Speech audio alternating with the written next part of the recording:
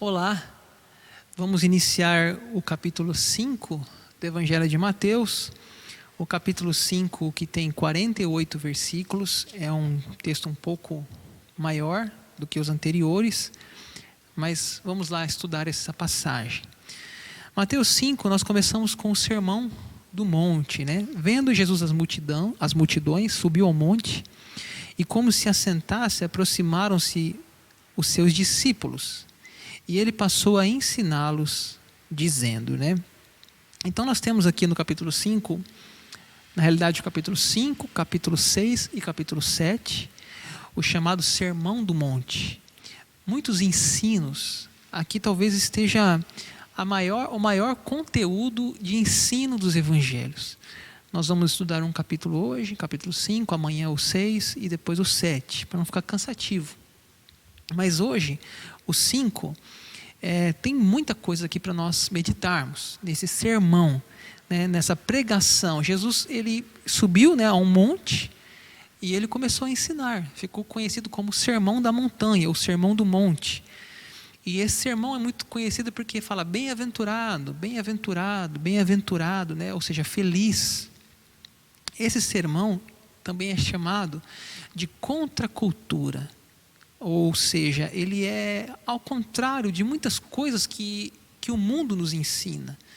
Eu costumo ilustrar da seguinte forma: todo mundo está subindo uma rua e você está descendo. Imagine uma grande avenida, muitos carros, 2, 3, 4 vias de carros indo e você tentando vir. Ao contrário, é muita buzina, é muita reclamação, é difícil você remar contra a correnteza. Mas ele é chamado de sermão da contracultura, né? Porque Jesus vai dizer aqui: felizes os humildes, felizes os que choram, felizes os puros, felizes os mansos, felizes os perseguidos. São 8 sinais, né, que um cristão deveria buscar na sua vida. Então eu vou falar com vocês sobre isso. O primeiro sinal,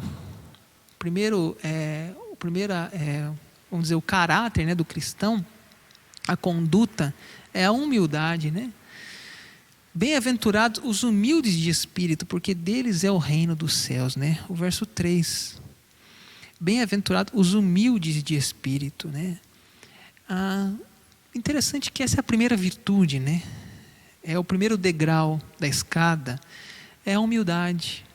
O que é humildade? Humildade, disse C.S. Lewis, pensar menos de nós e mais... mas pensar menos, vou repetir, humildade, pensar menos de nós mesmos, mas pensar menos em nós mesmos. Humildade não é pensar menos de nós mesmos, mas pensar menos em nós mesmos. Ou seja, não é que você vai, eu não valho nada, eu sou um ser humano tolo. Não é isso. Você tem que ter o seu valor, você tem que saber o seu valor. Amarás o teu próximo como a ti mesmo. Tem que se amar para amar o outro. Mas a humildade é você saber o seu valor e não diminuir o valor do outro. É olhar nem para cima e nem para baixo, é olhar igual. Humildade é uma característica de igualitariedade, de respeito, de você tratar todo mundo do mesmo jeito. Isso é um humilde. Ele não se acha melhor do que ninguém. E nem se acha inferior a ninguém. Ele trata todos iguais. É uma humildade, isso. É não se achar elevado. A segunda característica do reino de Deus, do cristão, é os que choram, né? Interessante, bem-aventurados os que choram, porque serão consolados, né? Você deve ter ouvido já assim: para de chorar, menino, homem não chora, né? Segura esse choro. E você vê, eu tenho um filho, uma criança em casa, um filho de 11 anos. Ele chora. Chorava muito mais quando era criança, menor, né? E o choro é algo tão natural, é algo bonito. O choro. E quando a gente vai crescendo, a gente vai chorando menos. Menos. Chegando a um homem adulto, por exemplo, ter dificuldade de chorar. É comum às vezes, né? A gente vai assistir um filme bonito, e a gente chora. Eu pelo menos me sinto assim, e aí eu escondo as lágrimas, né, para minha esposa Abel não ver que eu estou chorando. Parece que é fraqueza. Parece que o choro é demonstrar uma emoção exagerada. Mas é certo que Jesus disse, felizes os que choram. Então a gente nunca deve mandar ninguém parar de chorar, especialmente num velório. Vai num velório, alguém está chorando, diz, para de chorar. Não, deixa chorar. Porque o choro é importante, é bonito. Jesus chorou diante do sepulcro de Lázaro. Chorou, Jesus chorou. Quem somos nós para achar que não deve chorar? Para segurar o choro? O choro é um benefício para a alma. Tem uma frase na psicologia que fala: o que os olhos não choram, o corpo sente. A importância do choro. Jesus continua, versículo 5: bem-aventurados os mansos, porque herdarão a terra. Né? O que é manso? Aqui a palavra manso, podemos pensar num cavalo. Um cavalo que tem força, mas é um cavalo que foi domado. Agora aquele cavalo é útil. Aquele cavalo, ele pode ser usado para o bem, não para destruição, para machucar as pessoas. Ele está domado. É interessante que a palavra mansidão também está lá nos frutos do Espírito, né? Amor, alegria, paz, mansidão, bondade, benignidade, domínio próprio. Ou seja, o manso, não é que ele não tem força, ele tem, mas é uma força sob controle. Ele não é explosivo, ele não machuca as pessoas com as palavras. Ele sabe se controlar. Jesus continua: fome e sede de justiça. Bem-aventurados que têm fome e sede de justiça, diz, porque serão fartos.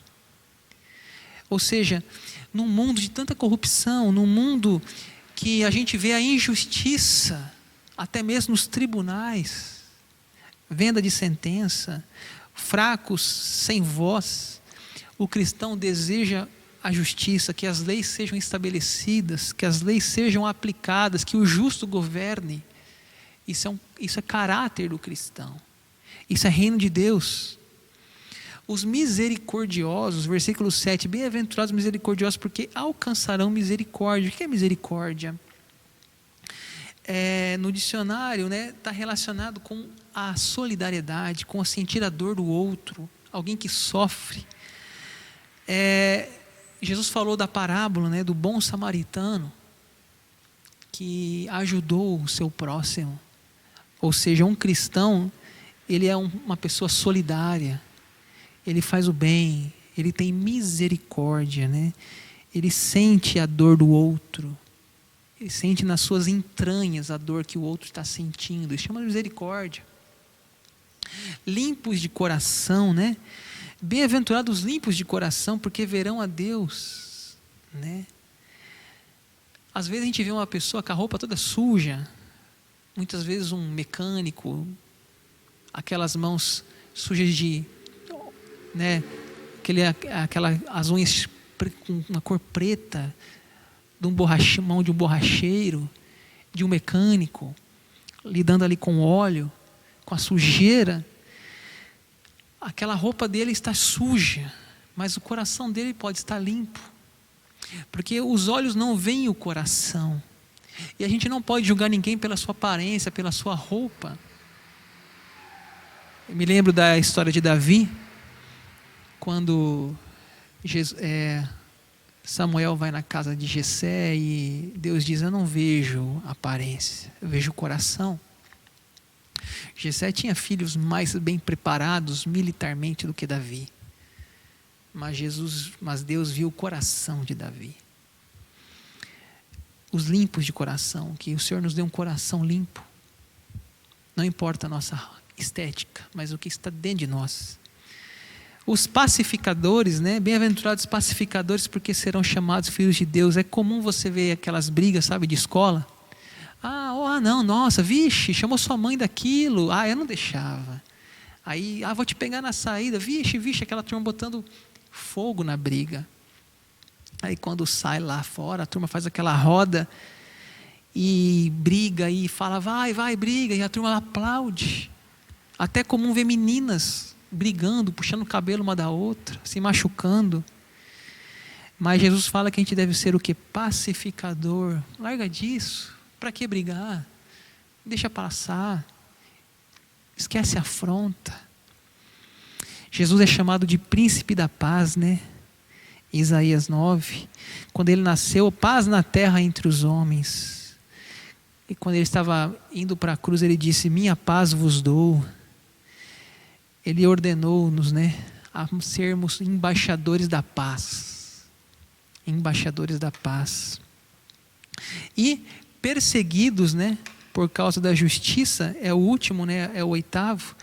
Bem-aventurados perseguidos por causa da justiça, porque deles é o reino dos céus, né? Bem-aventurados sois quando por minha causa vos injuriarem, vos perseguirem, mentindo disseram todo mal contra vós. Interessante que mentindo, né? Regozijai-vos, exultai, porque grande é o vosso galardão no céu, pois assim perseguiram os profetas que viveram antes de vós. Perseguidos, né?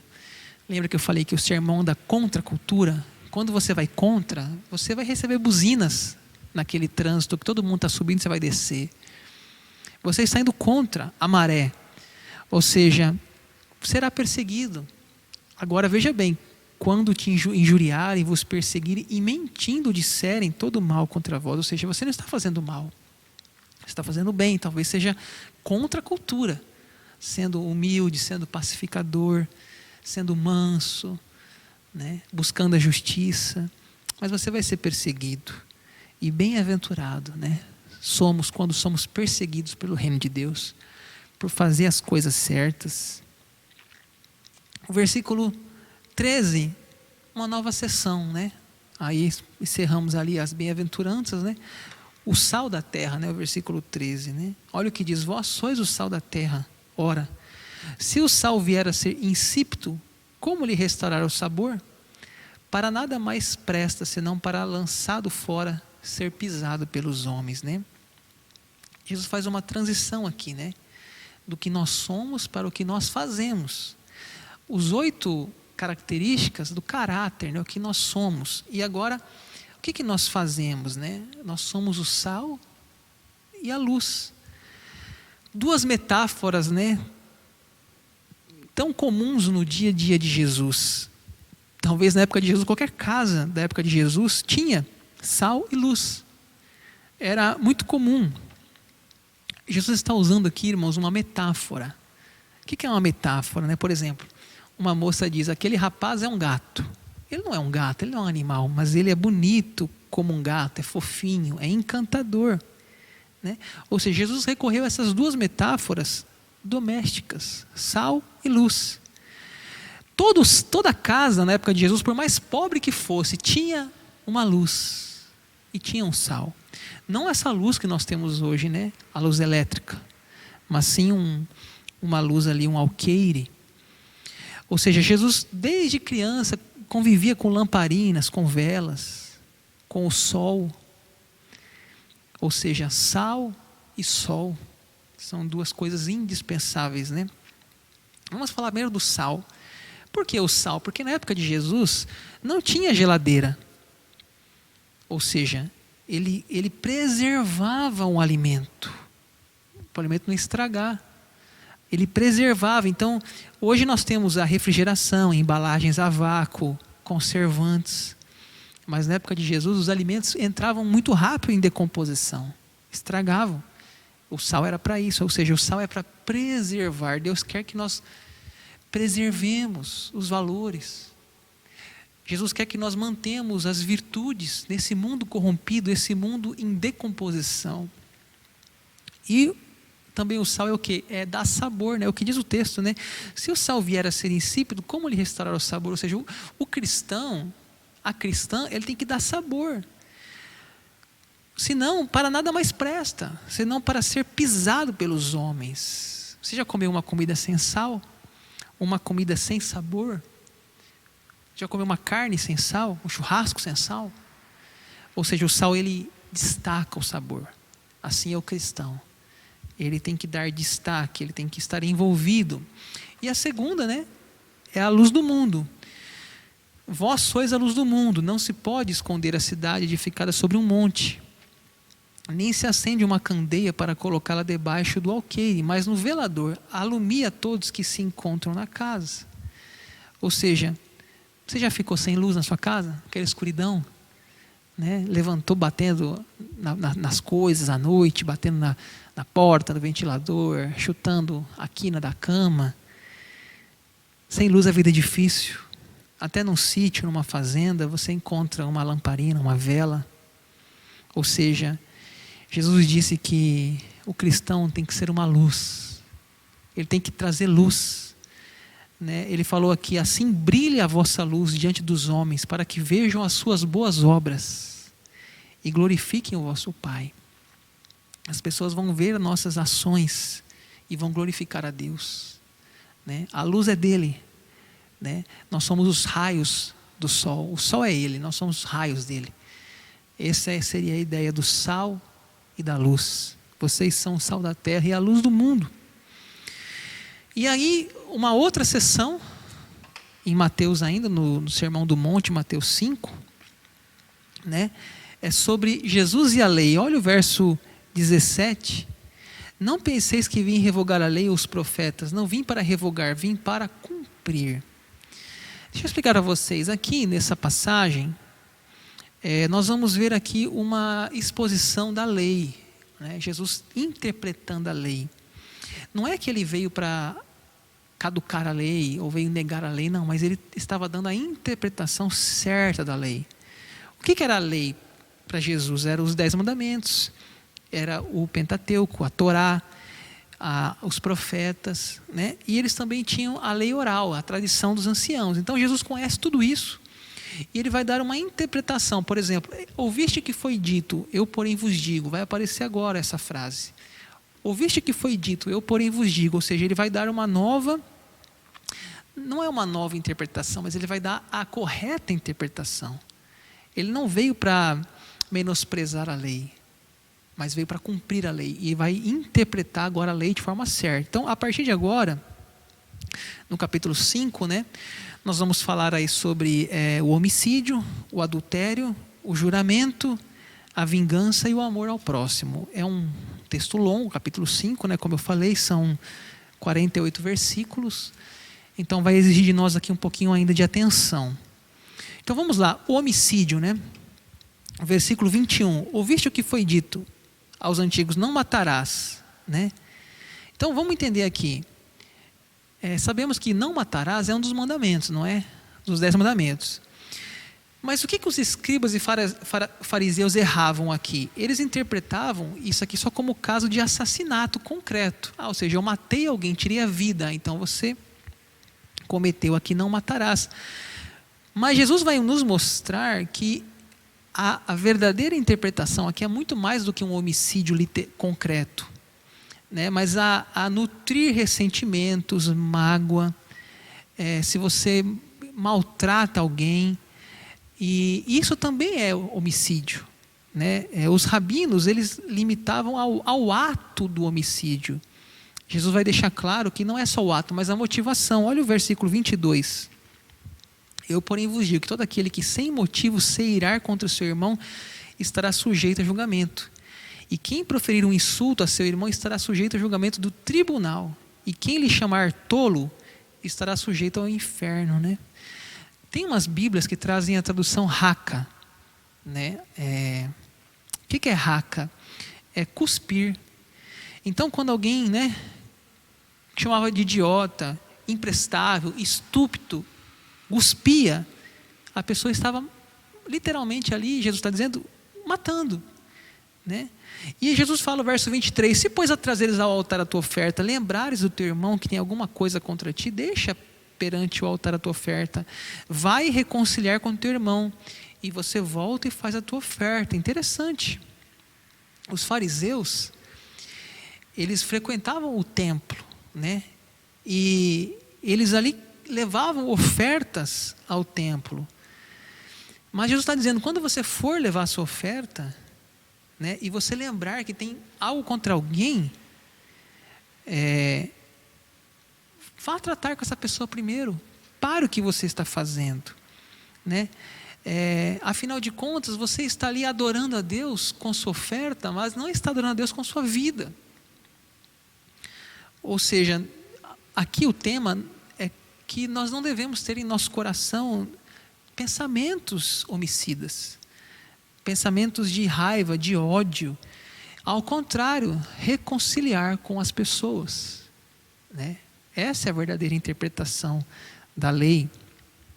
Outro assunto aqui sobre o adultério. Ouviste o que foi dito: não adulterarás. Eu, porém, vos digo: qualquer que olhar para uma mulher com a intenção impura no coração, já adulterou com ela.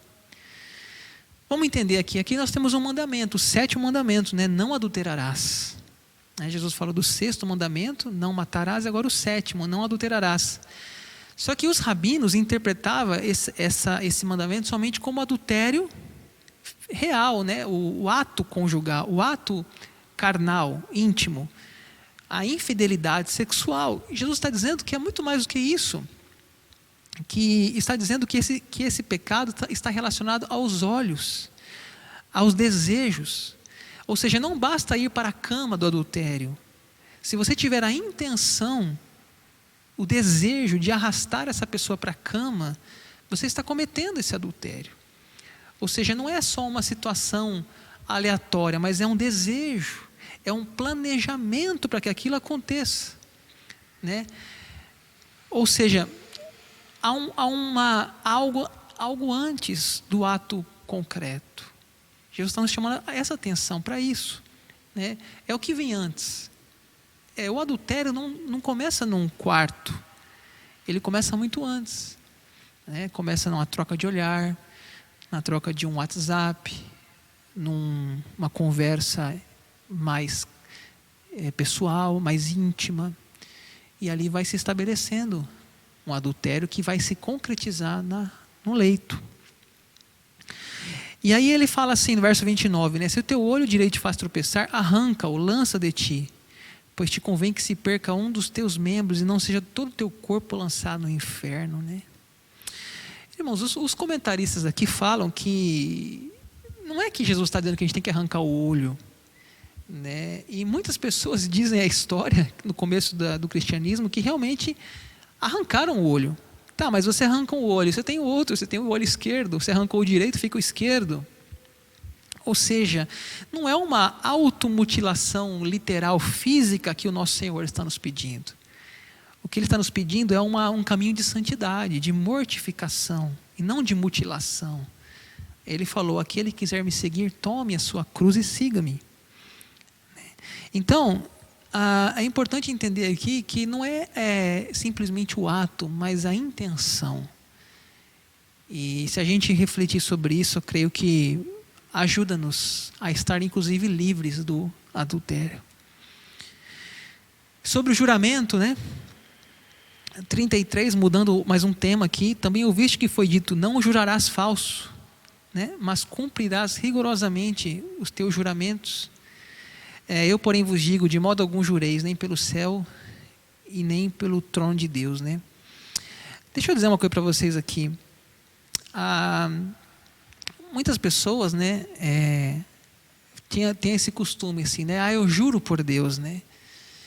Então, assim, por exemplo, aqui Jesus está falando, né? Eles tinham esse costume, né, de jurar pelo templo. Eles tinham um costume, né, de jurar por Salomão. E aí Jesus fala, né, não jurarás falso, né? Mas ele diz assim, 37, seja a tua palavra sim, sim, e não, não. O que passar disso vem do maligno. Ou seja, já viu que as pessoas falam assim: eu juro por Deus, né? Eu juro que eu nunca mais vou fazer isso. Deixa eu explicar para vocês aqui. Talvez as pessoas falam isso porque já falharam tanto com suas palavras que ninguém mais acredita, né? Por exemplo, um pai fala: filho, amanhã eu vou passear com você. Aí o filho chega lá: e aí, pai, vamos? Não, hoje não vai dar, estou trabalhando. Amanhã, no outro dia. Aí outro dia: o pai, é hoje? Não, filho, não vai dar hoje, mas eu juro que amanhã a gente vai. Ou seja, ele começa a jurar. Por quê? Porque nem ele mesmo honra a sua palavra. A gente vê também políticos, né, subindo em palanques e falando: eu juro que eu vou fazer isso, né? Ou seja, Jesus está nos ensinando que não há necessidade de você jurar nem por Salomão, nem pelo templo. Você tem que ser sim, sim, não, não. A sua palavra tem que ser verdadeira. Esse é o tema aqui, né? É uma palavra verdadeira, né? Sim ou não, ponto. Sobre a vingança é um próximo tema, né? Ouviste que foi dito olho por olho, dente por dente. Eu, porém, vos digo, não resistais ao perverso, mas a qualquer que te ferir na face direita, volta-lhe também a outra. Ao que quer demandar contigo e tirar-te a túnica, deixe-lhe também a capa. E se alguém te obrigar a andar 1 milha, vai com ele 2. Dá a quem te pede, não voltes as costas ao que deseja que lhe emprestes, né? Jesus está citando aqui uma lei que está registrada 3 vezes no Antigo Testamento, chamada Lei de Talião, né? Que está em Êxodo, Levítico e Deuteronômio, que era aquela coisa do olho por olho, dente por dente, né? Se você feriu alguém, a pessoa perdeu lá algo, você tem que pagar na mesma medida, né? Olho por olho, dente por dente. E o que Jesus estava dizendo aqui para nós é que o cristão não deve fazer isso, pagar o mal com o mal. A pessoa pisou no meu pé, eu vou pisar no pé dela. Não é assim que deve ser a vida, né? Olho por olho, dente por dente, né? Não devemos ter a vingança, né? Aí ele fala, né? Se alguém te demandar a túnica, dá a capa. Se pedir mandar 1 milha, vai 2, né? Não vire as costas, né, para quem te pede. Ou seja, então não viva essa vida da retaliação, da vingança, porque isso só gera mais ódio e mais vingança e mais terror. E por último, capítulo 5, né? Não acabou ainda o Sermão da Montanha, mas nós vamos parar aqui nesse versículo 43. Ouviste que foi dito, amarás o teu próximo e odiarás o teu inimigo. Eu, porém, vos digo, amai os vossos inimigos e orai pelos que vos perseguem, né? Ainda está dentro desse tema, né, de amor, né? Os antigos diziam que a gente deveria amar o nosso próximo e odiar o inimigo, né? E é fácil a gente fazer isso, né? Amar quem nos ama, quem nos trata bem, quem cuida de nós, aquela pessoa que oferece um presente, às vezes leva um bolo na sua casa, um carinho, um gesto de um doce, um presente. Eu amo você, é fácil. E aqueles que nos odeiam, né? Como amar? Então Jesus nos ensinou que nós temos que ir além, amar os que nos amam e também amar os inimigos. E Jesus fez isso numa cruz, né? Lá na cruz, sendo crucificado, ele disse: Pai, perdoa-lhe os seus pecados. Eles não sabem o que fazem. Ou seja, não devemos amar as pessoas somente porque elas fazem por nós, né? Então, Jesus está aqui nos ensinando que, em vez de odiar os inimigos, devemos amar, e não só amar, mas orar por eles. Em vez de vingar-nos, devemos pedir que Deus os abençoe, orar por eles, né? Aí fala o 45, para que vos tornei filhos do vosso Pai Celeste, porque Ele faz nascer o seu sol sobre maus e bons. 45, né? Confere aí, capítulo 5, 45. Então, versículo 45, para que vos torneis filhos do vosso Pai Celeste, porque Ele faz nascer o seu sol sobre maus e bons e vir chuvas sobre os justos e injustos, né? Ou seja, nós temos que fazer o bem a todos. 46, porque se amardes os que vos amam, que recompensa tendes? Não fazem os publicanos também o mesmo? Ou seja, quem que é os publicanos? Que cobravam impostos dos judeus? Eles também não tratam bem os que os amam? 47, se saudardes somente os vossos irmãos, que fazeis demais? Não fazem os gentios também o mesmo? Ou seja, nosso padrão tem que ser mais do que esses padrões. E ele encerra, 48, portanto, sede perfeitos como perfeito é o vosso Pai Celeste. Ou seja, nosso modelo não é publicano, não é gentil, não é fariseu, é o Pai Celeste. Esse é o nosso modelo. Que Deus abençoe você. Faça essa pergunta: o que Deus está falando comigo hoje? Tantos assuntos, né? Tantos temas. O que a Bíblia está falando comigo para a minha vida hoje? Deus te abençoe.